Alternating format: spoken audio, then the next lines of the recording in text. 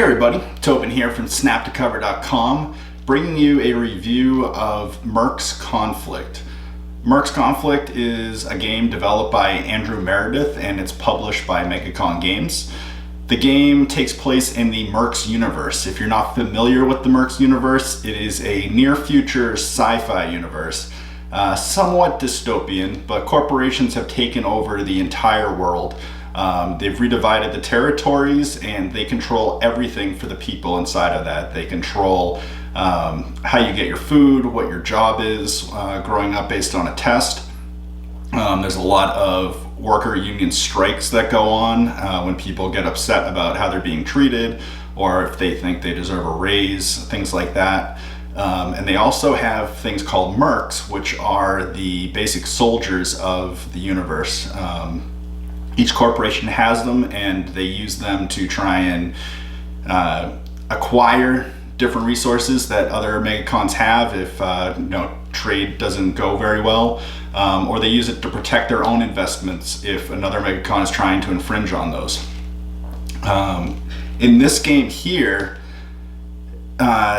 you're playing as the CEO instead of the soldier. And a lot of the other MERCS tabletop games, both the tabletop skirmish game and the recon game, which is a co-op board game, you play as soldiers. And this you just play as the CEO and you take on a very high level view of what it's like to run one of these corporations.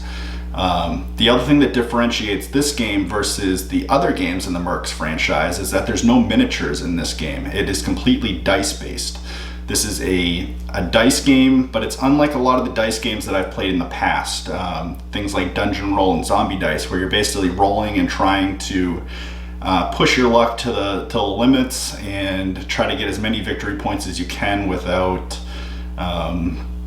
losing for that turn. In this one, it's more like a deck building game where you're actually starting with a certain set of resources. Those are based on the corporation that you're playing as. Each corporation will have its own different layout on the board, what resources it gets to start the game off with, how many it can spend per turn. You'll then allocate some resources that you want to spend on any given turn, and then you'll roll the dice. The dice will then determine what you can do that turn. Depending upon how many resources you get, you'll be able to pay for dice to take them into your Megacon and use those on later turns, or you can also spend resources to activate a dice that you've chose to roll. The different types of dice, there's your base resource dice, which you use to pay for things, and there's 4 other types, and these make up the different sectors of your company. There's political dice, there's military dice, there's espionage dice, and there's economic dice. And each of these six-sided dice will basically allow you different abilities depending upon what rolls. So military dice are definitely going to be more of your outright attack and try to destroy the enemy dice, where political dice will do that too, but they do it more subvertly. And they can also help protect you against someone that's going very military heavy against you. The overall objective of the game is to grab or to try and eliminate as many dice as you can from the enemy's corporate sector. If they end up with no dice on their corporate sector, or they aren't able to spend any resources because it would empty their resource sector, then they lose the game. Games usually take about 20 to 30 minutes. The base box allows for 2 people to play, but I found that the game really balances out at about 4 players. It's kind of like coup in that aspect. You can play coup with 2 people, but it's really not that good until you start getting up to a larger group, because there's someone else to be able to take the heat off of you and to put more pressure on another player. When you play 2 players, I find the game tends to snowball a little bit. You'll basically put You'll start on this tug of war. Everything starts off very even, but as soon as someone starts getting the advantage, it's really hard to get the advantage back and to counter and bring them down. So if you had 2 other players to take away some of that aggro, I guess you could call it, it would definitely help in the gameplay. Needless to say, they do give you 4 Megacons in the box to play as. So in a 2v2, it gives you some variety, and it also would allow you to play up to 4 players if you did get another set of dice. The pros of the game, the actual rules that you're playing are extremely simple. You're basically just picking dice, rolling them, and then doing what the dice allow you to do, either buying or taking actions. But the number of sides, 24 different options on the dice, definitely adds some complexity to the game. I like that it actually gives a dice game depth, and it's not just roll, okay, these are the successes, okay, I'll keep those, do I want to go again? Yes, I'll go again. It's not that same ordeal that every other dice game seems to take on. One thing that does do though for new players is it actually, I see people get into this analysis paralysis.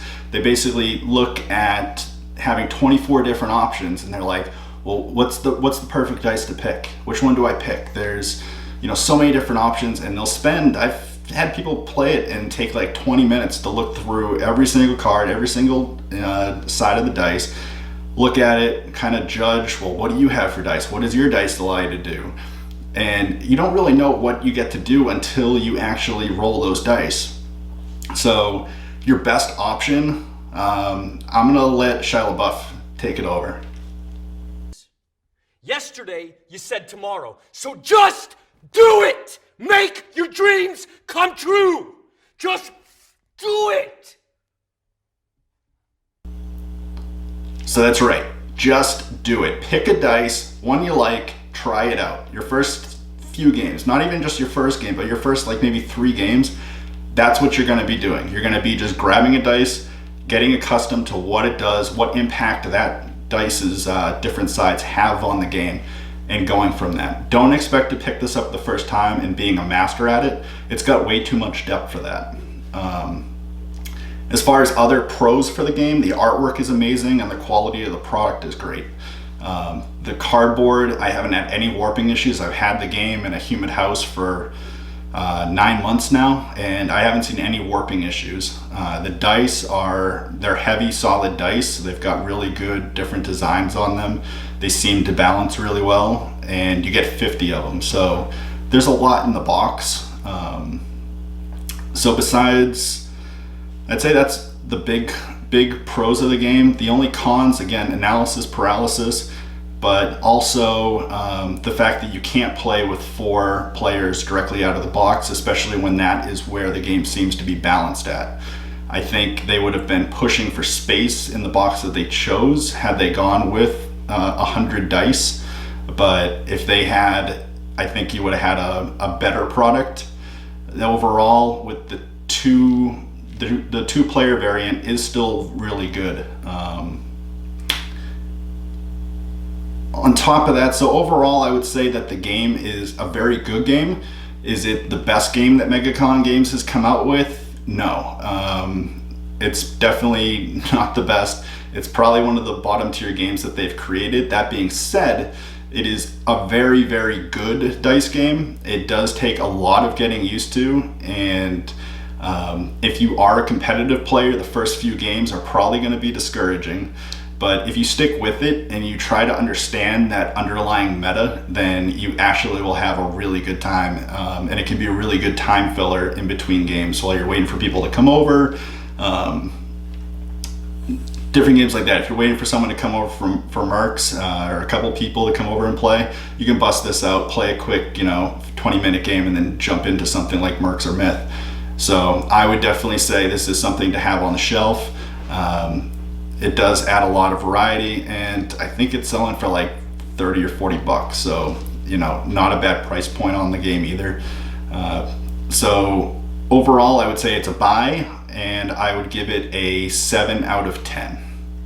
Well, that is our review of Conflict. Thank you guys for watching. Feel free to like this video if you liked it. If you didn't like it, give it a dislike and explain why in the comment section below.